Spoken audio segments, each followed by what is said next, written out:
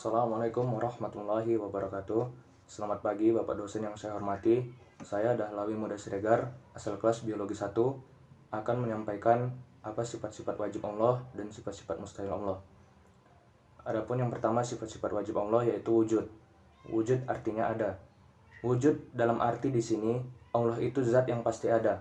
Dia berdiri sendiri, tidak diciptakan oleh siapapun dan tidak ada Tuhan selain Allah Ta'ala. Yang kedua yaitu Qidam. Qidam artinya terdahulu.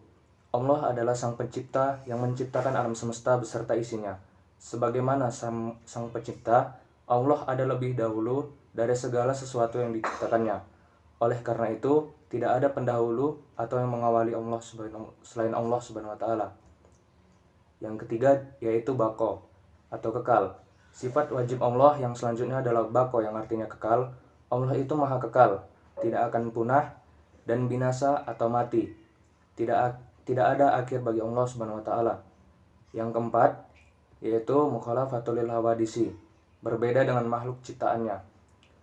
Karena Allah Subhanahu wa taala adalah sang pencipta, maka Allah sudah pasti berbeda dengan makhluk ciptaannya.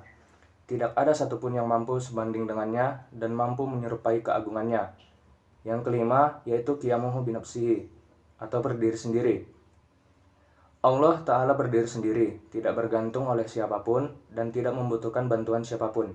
Yang keenam yaitu wahdaniyah, tunggal atau esa. Di sini artinya bahwa dialah satu-satunya Tuhan pencipta alam semesta. Yang ketujuh yaitu qudrat atau berkuasa. Allah Maha Kuasa atas segala sesuatu dan tidak ada yang bisa menandingi kekuasaan Allah Subhanahu wa taala. Yang kedelapan yaitu iradat atau berkehendak. Allah berkehendak atas segala sesuatu. Oleh karena itu, kejadian apapun itu terjadi atas kehendak Allah Subhanahu wa taala. Bila Allah Subhanahu wa taala berkehendak, maka jadilah dan tidak ada seorang pun yang bisa mencegahnya. Yang kesembilan yaitu ilmun, Maha mengetahui. Allah Subhanahu wa taala mengetahui atas segala sesuatu yang baik yang tampak maupun yang tidak tampak. Yang kesepuluh yaitu hayat atau hidup. Allah Ta'ala maha hidup, tidak akan pernah mati, binasa, ataupun musnah. Dia kekal selamanya. Yang ke-11 yaitu sama atau mendengar. Allah maha mendengar apa yang diucapkan hambanya, baik yang diucapkan maupun yang disembunyikan. Adapun yang ke-12 yaitu basor atau melihat. Allah maha melihat segala sesuatu, semua yang ada di dunia ini tidak luput dari penglihatan Allah Subhanahu wa taala. Yang ke-13 yaitu kalam atau berfirman. Allah berfirman melalui kitab-kitab yang diturunkan melalui perantara para nabi.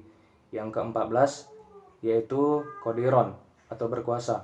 Allah Maha Kuasa atas segala sesuatu yang ada di alam semesta. Yang ke-15 yaitu muridon atau berkehendak. Allah Maha berkehendak atas segala sesuatu. Apabila Allah menakdirkan suatu perkara, maka tidak ada yang dapat menolak kehendaknya. Yang ke-16 yaitu aliman atau mengetahui. Aliman artinya mengetahui. Allah Maha mengetahui atas segala sesuatu. Yang ke-17 yaitu hayyan atau hidup. Allah Maha hidup. Dia selalu mengawasi hamba-hambanya dan tidak pernah tidur. 18 sami'an atau mendengar. Allah memiliki sifat sami'an yang berarti mendengar. Allah itu Maha mendengar. Tidak ada yang terlewatkan bagi Allah dan tidak ada pula yang melampaui pendengarannya. Yang ke-19 yaitu basiron. Basiron artinya melihat. Basiron juga memiliki arti melihat. Allah selalu melihat dan mengawasi hamba-hambanya. Oleh karena itu, sudah semestinya kita selalu berbuat baik kepadanya. Ke-20 yaitu mutakaliman, berfirman atau berkata-kata. Mutakaliman juga berarti berfirman. Allah berfirman melalui kitab-kitab suci yang diturunkan lewat para nabi.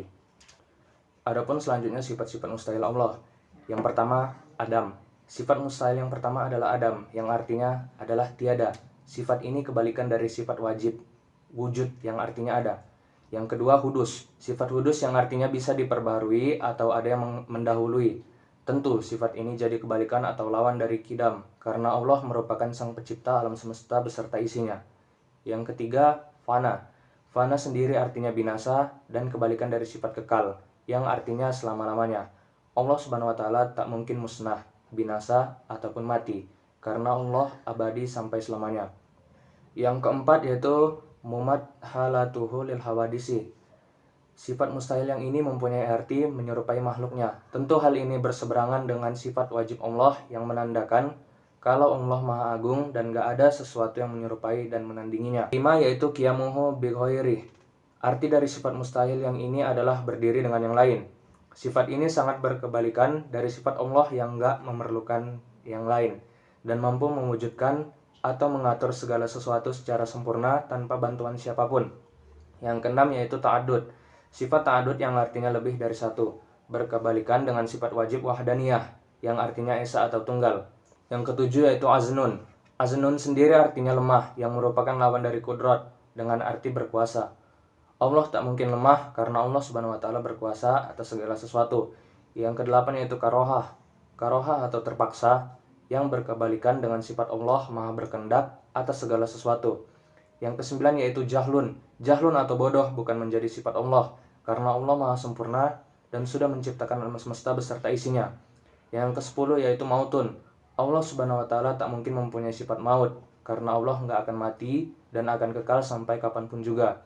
Yang kesebelas yaitu syamamun. Allah Subhanahu wa taala tak akan tuli dan Allah Subhanahu wa taala merupakan yang Maha mendengar segala sesuatu yang ada di alam semesta ini. Yang ke-12 yaitu ama. Ama atau buta merupakan kebalikan dari Allah. Yang ke-12 yaitu ama. Ama atau buta merupakan kebalikan dari sifat Allah yang Maha melihat apapun, juga baik itu yang tampak ataupun yang disembunyikan. Yang ke-13 yaitu bakamun.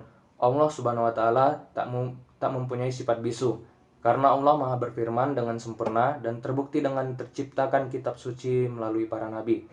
Yang ke-14 yaitu kaunuhu azinan. Allah Subhanahu wa taala tak mungkin lemah karena Allah Sang Maha Pencipta dari alam semesta dan seisinya serta mempunyai kuasa atas segala hal di dunia ini. Yang ke-15 yaitu kaunuhu karihan. Allah Subhanahu wa taala bukan zat yang terpaksa karena Allah Maha berkehendak atas segala sesuatu dan gak ada seorang yang pun yang bisa mencegahnya. Yang ke-16 yaitu kaunuhu jahilan. Allah Subhanahu wa taala mempunyai sifat mustahil bodoh yang menjadi kebalikan dari sifat wajib yang menandakan kalau Allah Subhanahu wa taala Maha mengetahui dan melihat segala sesuatu yang ada di alam ini. Yang ke-17 yaitu kaunuhu mayyitan. Allah Subhanahu wa taala tak mungkin mati karena Allah kekal dan abadi sampai kapanpun dan Allah tak akan pernah tidur karena mengawasi hamba-hambanya setiap waktu. Yang ke-18 yaitu kaunuhu asamma. Allah Subhanahu wa taala tak mempunyai sifat tuli karena Allah Subhanahu wa taala Maha mendengar dan pendengarannya tak terbatas dan meliputi segala hal. Yang ke-19 yaitu kaunuhu a'ma. Sifat mustahil yang artinya buta ini berkebalikan dengan sifat wajib Allah yang Maha sempurna dengan penglihatannya. Yang ke-20 yaitu kaunuhu abakama.